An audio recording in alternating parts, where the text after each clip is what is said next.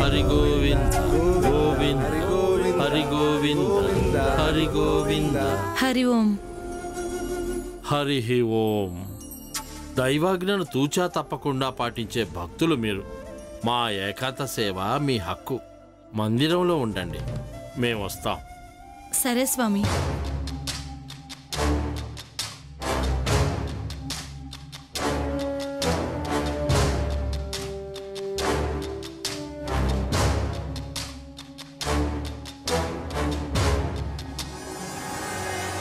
గురూజీ, విశ్రాంతి తీసుకోవడం మీ హక్కు గురూజీ.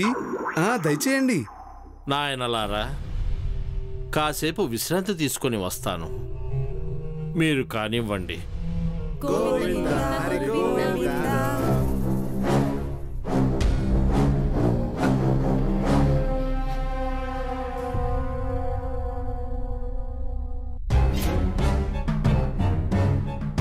కూర్చో.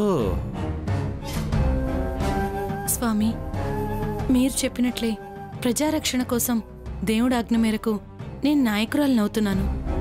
ఆయన నన్ను ఎంపీ క్యాండిడేట్గా నిలబెట్టడానికి ఒప్పుకున్నారు. సంతోషం. ఇది ఆ దేవుడి ఆజ్ఞ. అవును స్వామి, మీ ఆశీర్వాదం ఉంటే ఖచ్చితంగా గెలుస్తాను. ఈసారి ఎంపీ నేనే. మా ఆశీర్వాదం మీకెప్పుడూ ఉంటుంది. కానీ విజయప్రాప్తి లభించాలంటే మీకు పట్టిన మైల తొలగిపోవాలి కదా.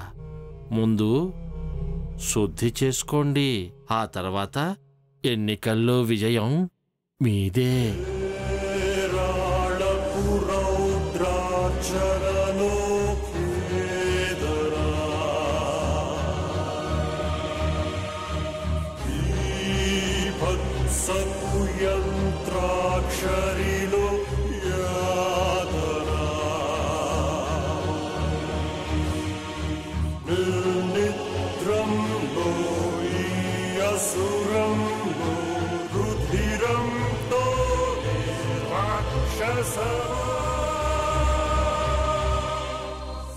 స్వామి, నా కొడుక్కి మోక్షం లభిస్తుంది కదా?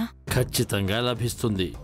ఈ పాటికి నీ కొడుకు దేవుడి దగ్గరికి చేరి సంతోషంగా ఉండి ఉంటాడు. నిజమా స్వామి? నిజమే.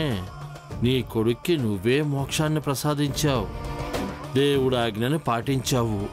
అయినా దేవుడు నీ కొడుకుని తన బిడ్డనుకున్నాడు కాబట్టి ఆయన దగ్గరికి పంపించేయమని అడిగాడు. కానీ వాడు లేని లోటు ఎలా తీరేది స్వామి?